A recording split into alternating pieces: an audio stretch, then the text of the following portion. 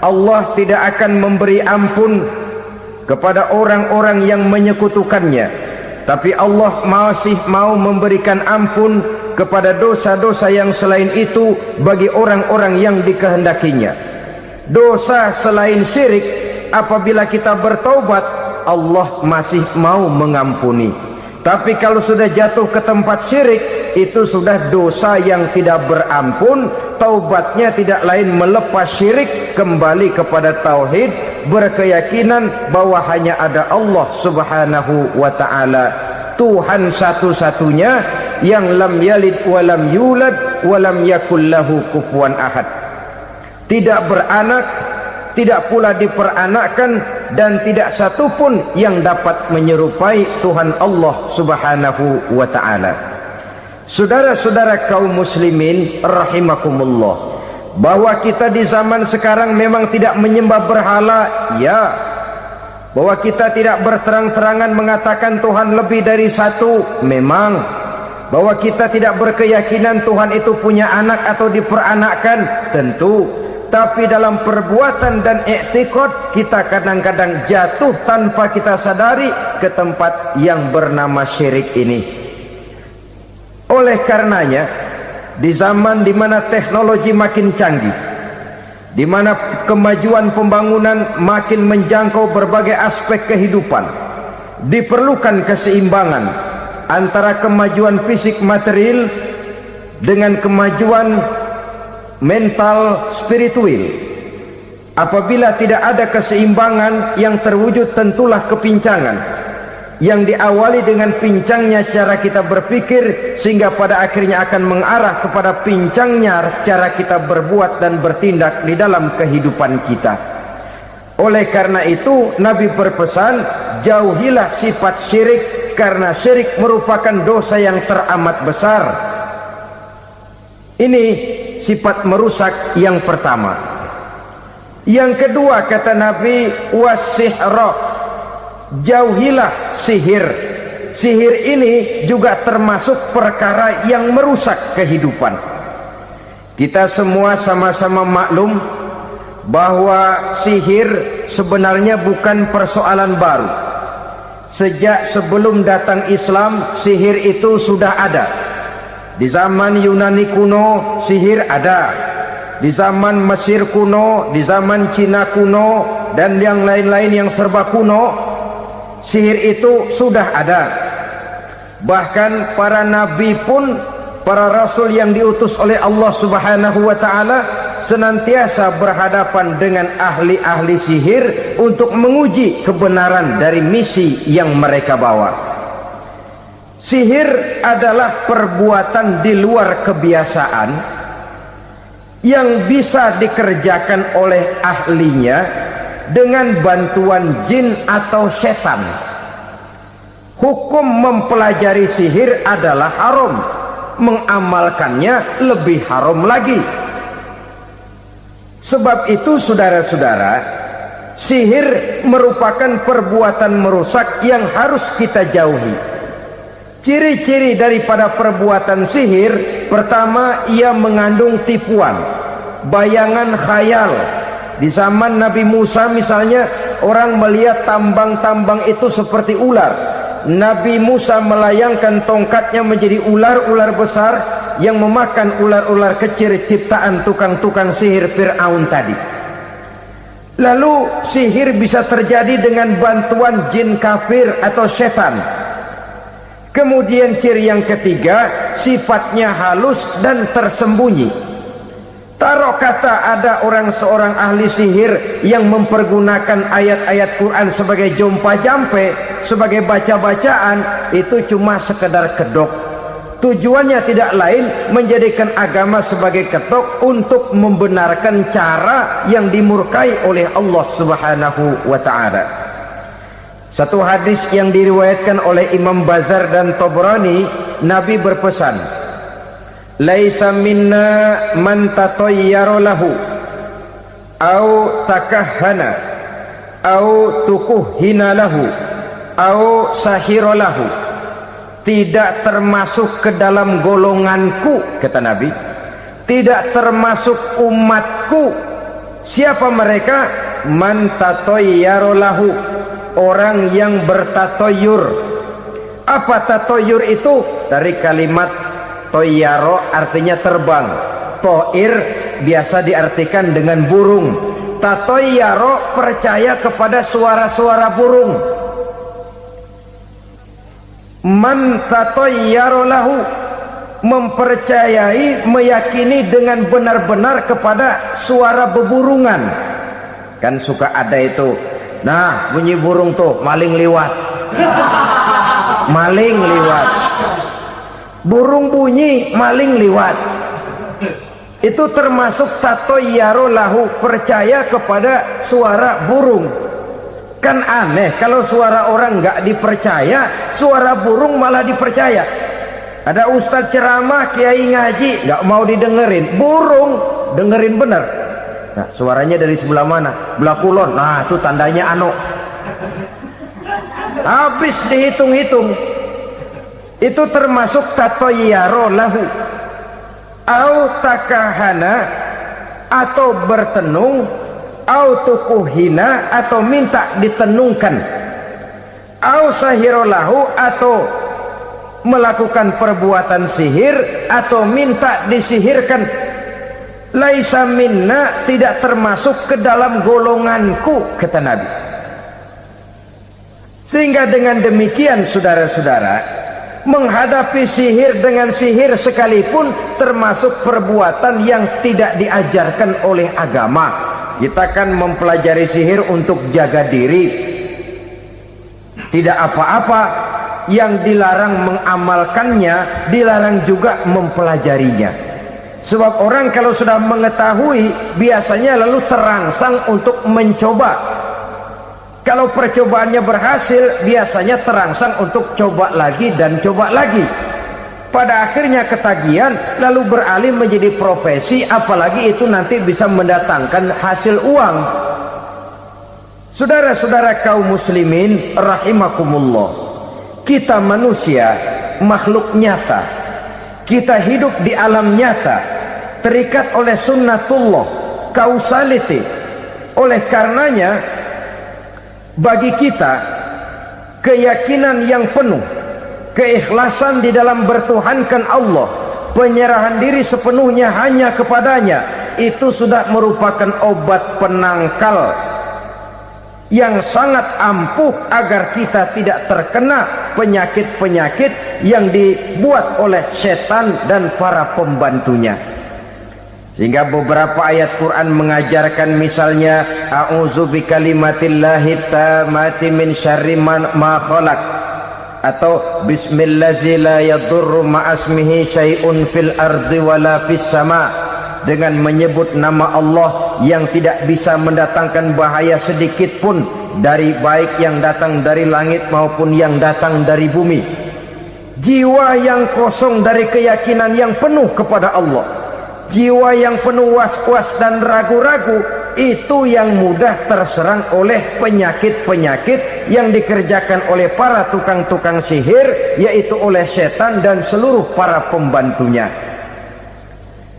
Kemudian hadis kedua yang diriwayatkan oleh Imam Ibnu Hibban, Nabi bersabda, la yadkhulul jannata mudminu khamrin wala mu'minu bisihrin wala qati'ur rahmin.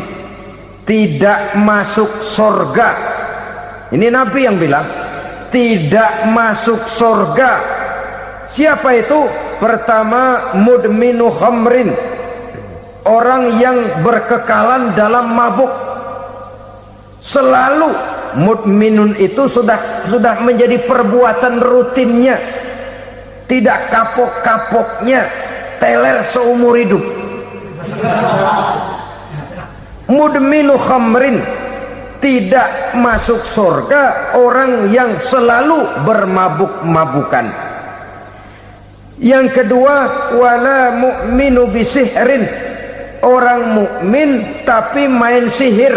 Ini juga oleh Nabi diperingatkan, tidak akan masuk surga orang mukmin tapi suka main sihir.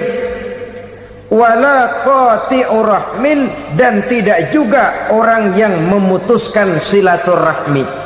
3 macam manusia yang diperingatkan Nabi tidak akan masuk surga: orang yang selalu mabuk, orang mukmin yang main sihir, dan orang yang memutuskan silaturahmi.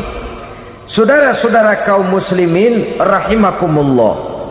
Lalu orang berkata, kenapa dilarang kita bersihir padahal Rasul sendiri kan punya mukjizat? Nah, kita memang harus membedakan antara mukjizat dengan sihir. Dalam kehidupan agama kita kenal ada yang namanya mukjizat, ada yang namanya karomah atau keramat biasa diucapkan, ada yang namanya maunah, ada yang namanya irhas, ada juga yang namanya sihir.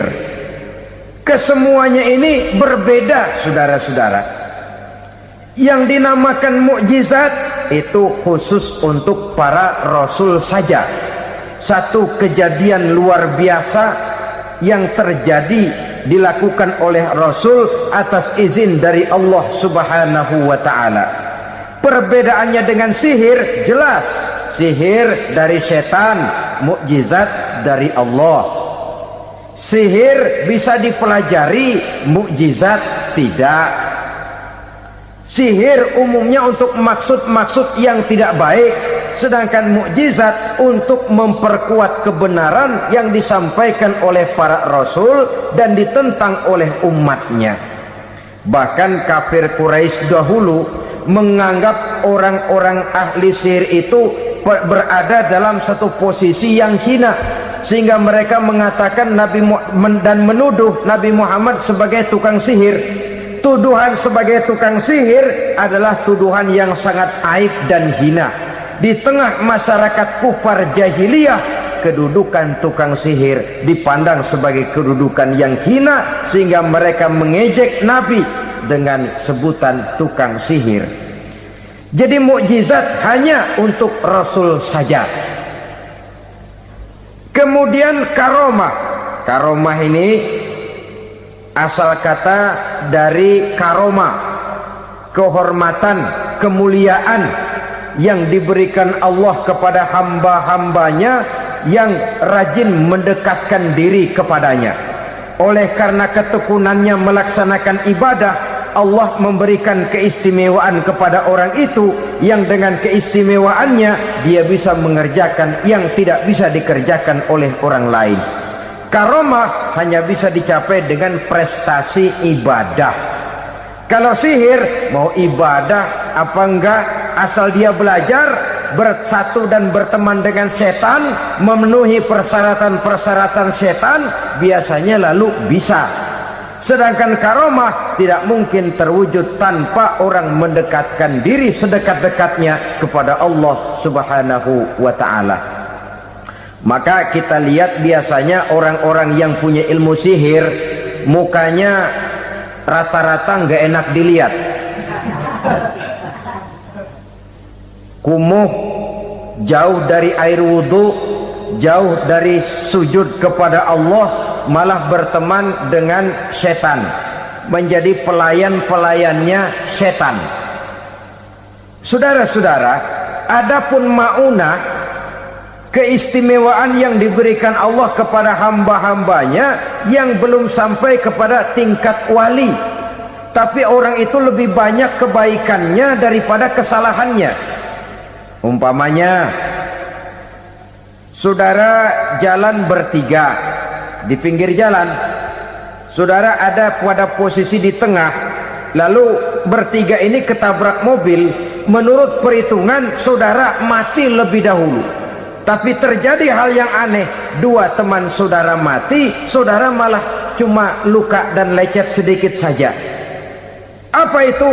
Kalau kita lebih banyak kebaikannya daripada kesalahannya, itu yang dinamakan maunah, pertolongan yang diberikan Allah kepada hamba-hambanya yang lebih banyak kebaikannya daripada kesalahannya. Sedangkan yang dinamakan irhas, kejadian luar biasa pada diri seseorang pada waktu dia masih kecil. yang menunjukkan tanda-tanda keistimewaannya. Itu umumnya pada para nabi pada usia kecilnya sudah ada irhas, tanda-tanda istimewa. Jelas baik mukjizat, karomah, maunah maupun irhas berbeda dengan sihir. Sihir ini jelas saja merupakan bantuan dan persekutuan antara manusia dengan setan. Padahal setan, kata Allah dalam Al-Quran, innahu lakum aduwwum mubin, sesungguhnya setan bagi kamu adalah musuh yang sangat jelas. Saudara-saudara kaum muslimin rahimakumullah, di zaman sekarang dalam menghadapi beban kehidupan yang makin pelik, menghadapi stres yang tidak kunjung selesai, menghadapi persoalan-persoalan yang teramat berat, orang sering mencari jalan keluar kepada hal-hal yang menurut pendapatnya bisa meringankan beban moralnya itu. Pergilah dia mencari sesuatu yang dapat meringankan bebannya. Dan tidak jarang yang jatuh ke pangkuan tukang-tukang tenung, ke pangkuan tukang-tukang sihir, yang mereka itu oleh Quran dijelaskan kadzabal munajjimun walau sodaku. Tukang-tukang tenung, tukang-tukang sihir, mereka itu bohong walaupun benar. Maksudnya bohong walaupun benar artinya kalau yang mereka kerjakan benar, itu sih kebenaran. Benar dengan kebenaran itu lain. Kebenaran, kebetulan bisa, tapi tidak untuk selalu. Apalagi kalau itu sudah membahayakan kehidupan orang lain. Jadi oleh karena itu Nabi berpesan, jauhilah daripada sihir. Kalau sudah jauhilah dari sihir artinya ya jauhilah daripada mempelajarinya, jauhilah daripada bergaul dengan orang-orang yang ahli di bidang itu, karena dari pergaulan segalanya bisa menular. Baiklah saudara, ini yang kedua. Yang ketiga pesan Nabi, wa qatlan nafsil lati harramallahu illa bil haq, membunuh orang lain dengan cara yang tidak benar, membunuh orang yang diharamkan oleh Allah Subhanahu wa taala untuk melakukannya kecuali dengan alasan yang benar. Kita tahu Islam adalah agama damai sesuai dengan namanya. Ia tidak dikembangkan dengan pedang dan kekerasan. Ia dikembangkan dengan keteladanan dan tuntunan moral. Oleh karena Islam bukan agama kekerasan, Islam pun tidak mementingkan dan mengajarkan kekerasan kecuali dengan alasan yang benar dan bisa dipertanggungjawabkan. Membunuh dengan sengaja, menghilangkan nyawa orang lain tanpa alasan yang bisa dibenarkan adalah merupakan dosa besar dan satu di antara 7 perkara yang bisa mendatangkan kerusakan dalam kehidupan dan yang hendaknya harus kita jauhi. Saudara-saudara kaum muslimin rahimakumullah, beberapa waktu yang lalu di sebuah kota kecil yang indah bernama New Auckland. Saudara tahu New Auckland? Tuh dari Gunung Kidul masih ngidul lagi. Pernah diadakan satu seminar yang membicarakan bagaimana menyelamatkan masyarakat manusia dari bahaya Perang Dunia Ketiga. Diperkirakan kalau terjadi Perang Dunia Ketiga, manusia tidak akan tersisa. Sebab apa? Pada waktu itu cadangan nuklir yang dimiliki oleh bersama Amerika dan Rusia konon sudah sanggup memusnahkan 6 miliar manusia pada saat jumlah manusia baru 5 miliar. Jadi kelebihan nuklir dunia ini. Kalau terjadi Perang Dunia Ketiga, sulit manusia untuk tersisa. Maka dibahaslah di dalam seminar itu, wah, supaya tidak terjadi Perang Dunia Ketiga, maka perlombaan membuat senjata-senjata canggih, alat-alat pembunuh modern harus segera dibatasi. Dibahas, tidak mungkin kita membatasi perlombaan membuat senjata, Kenapa? Makin maju ilmu dan teknologi, makin canggih senjata yang ditemukan. Atom sudah meningkat menjadi nuklir, nuklir sudah meningkat menjadi neutron, dan kita tahu bom yang bernama neutron ini bom yang cukup membunuh tanpa perlu merusak. Artinya kalau dia diledakkan di kota kita ini, bangunan utuh, jembatan tidak ambruk, rumah-rumah tetap berdiri, tapi semua yang bernama hidup mati.